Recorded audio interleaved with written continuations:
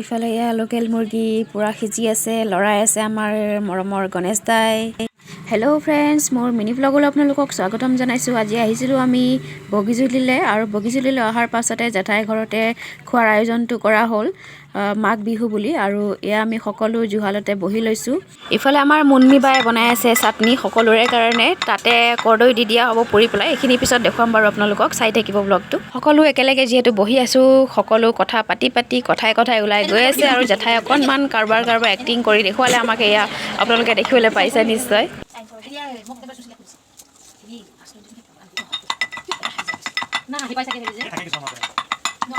আৰু ইফালে এয়া কৰ্দৈ আনি দিয়া হ'ল, কৰ্দৈ পুৰা হ'ব, পুৰি পেলাই মুন্মি বাই যিখিনি চাটনি বনাই আছে তাতে মিক্স কৰি দিয়া হ'ব।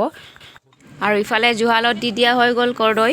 আৰু অসম বিখ্যাত চেফজনী অকণমান টেষ্ট কৰি চালে নিমখ হালধি কেনেকুৱা হৈছে। আৰু এই তামোল কেইটালে চাওকচোন, গোলুমলু তামোল, ইমান ধুনীয়া লাগিছে চাই। আৰু ইফালে আমাৰ খানা ৰেডি হৈ গ'ল, মাছ দিয়া হৈছে, চাটনি লগতে দালি, তাতে কাঠআলু দিয়া আছে, কাঠআলু ফ্ৰাই লগতে পাপৰ, লোকেল মুৰ্গীৰ লগত। আহা কি জুতি। আৰু আমাৰ খোৱা বোৱা হৈ গ'ল, দুমাহী ভাত খাই এতিয়া আমি যাবলৈ ওলাইছোঁ, প্ৰায় 6টাই বাজে। আৰু ভিডিঅ'টো বনাম বুলি ভবা নাছিলোঁ, মুন্মি বাই ইনচিষ্ট কৰাৰ কাৰণে অকণমান আপোনালোকৰ লগত শ্বেয়াৰ কৰিলোঁ। যদি ভাল পাইছে তেন্তে লাইক কমেণ্ট শ্বেয়াৰ কৰিব, আৰু ছাবস্ক্ৰাইব কৰিবলৈ নাপাহৰিব।